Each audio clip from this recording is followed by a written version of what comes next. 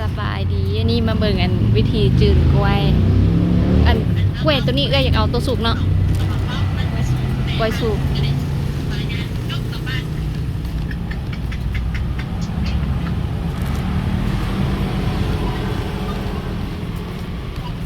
เห็ดแล้วก็ทอดพร้อมเลยนี่ทุกคน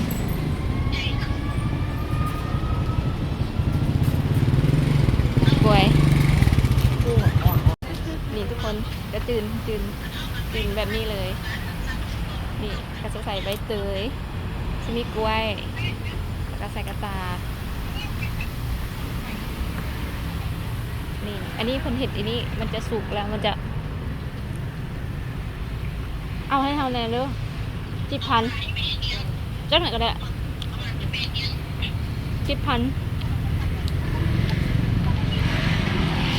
นี่ทุกคน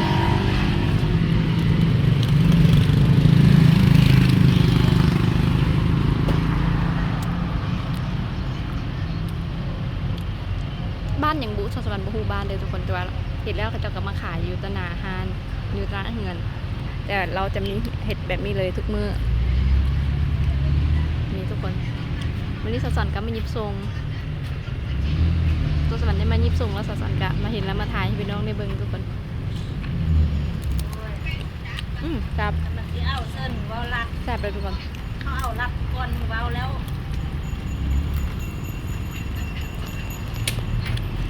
เด็ดทุกคนทอดกล้วย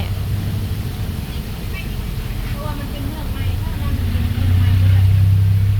ทอดใหม่ทุกมื้อทอดใหม่ทุกสดว่ามันก็มีเงินไปสวรรค์จะพาไปเบิ่งฮานเพิ่นทุกคนยูแคมป์ทานจะมีหลายสิ่งหลายอย่างทุกคนวันนี้สวรรค์กะมายิบสูงมันมาอยากสวรรค์มาอยากแถวนี้ได้หนึ่งสารมาแวะกันเลยมาถ่ายให้พี่น้องได้เบิ่งทุกคนนี่จะมีทั้งมันทอดแล้วก็กล้วยทอดมีทั้งกล้วยว่างขายแล้วก็รส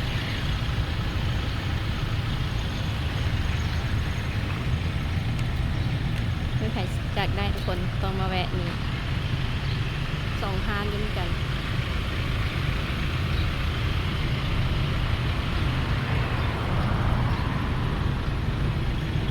ทงใส่บุชาวสวรรค์บูฮูราคาเดินทุกคนกระสิประมาณ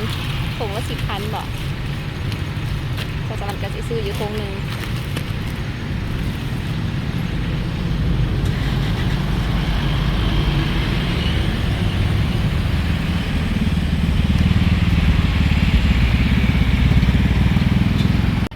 จืดไหมสดๆหอนๆโอเคถ้ามันให้ได้จืดไหมสดๆหอนๆชาวสวรรค์อยากสวรรค์ก็เลยมานี่เอา10,000กล้วยดิบอันนั้นตัวนั้นกล้วยซุกถ้าผู้ใดมากล้วยซุกกับตัวนั้นแล้วชาวสวรรค์มากินตัวนี้กรอบๆมาให้เรากินคนเดียว15 บาท15กับ15โลดไล่เอาโลดส่วนสีเห็ดได้มันไงแม่ เข้าใจเลยทุกคนใจกันก่อนแม่นไล่โลดไล่เอาโลดโดยขับใจส่วนสีเห็ดได้มันเป็นง่ายตากแดดมือเขาซีมอีกเด้อบ่ไรเพิ่มดิ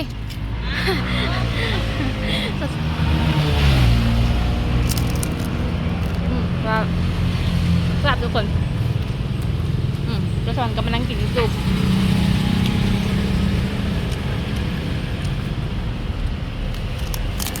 ยังไงกับหมอทอดครับนี่ทุกคนอันนี้ราคานี่แมน240,000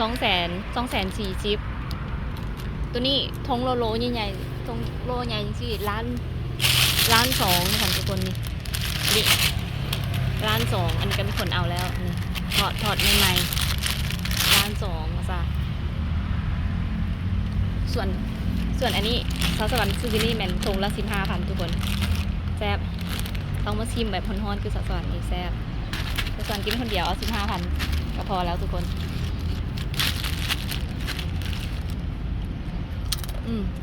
ซ่บไปเหลือ กล้วยทอดอันนี้ซอสสวรรค์ซื้อตอนนี้15,000เพิ่นบอกว่าให้ซอสสวรรค์หั่นน่ะเอามากินอยู่เฮือนแต่เพิ่นว่าถ้าซอสสวรรค์ไหนอยู่นี่นะให้ซอสสวรรค์แกะกินตัวนี้เพิ่นบอกให้ซอสสวรรค์แกะกินตัวก่อนเบิ่งซอสสวรรค์สิแกะตัวซอสสวรรค์สิแกะได้บ่นี่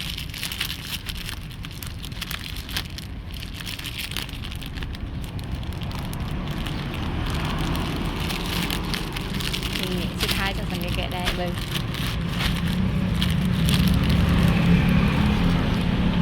ทุกคนซอสสวรรค์ไปเอาหมูแดงกัดซอสสวรรค์บาดหมึกรับคือกัน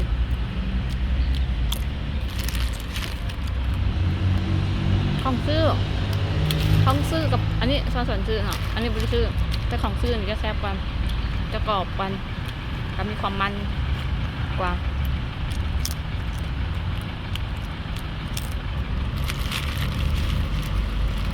ซอสสวรรค์มากินของฟรีเท่าไหร่ทุกคน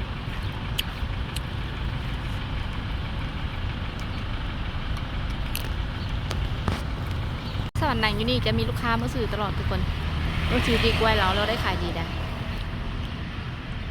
จะมีลูกค้ามีทั้งจื้นมันจื้นกล้วยทุกคนแต่การหน้าห้านผลก็จะมีถุงซาดลาวไว้พร้อม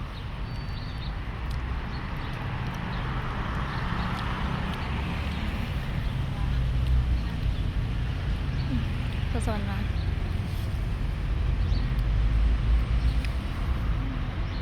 สอนก็มานั่งกินจีกล้วยอย่างสบายใจพี่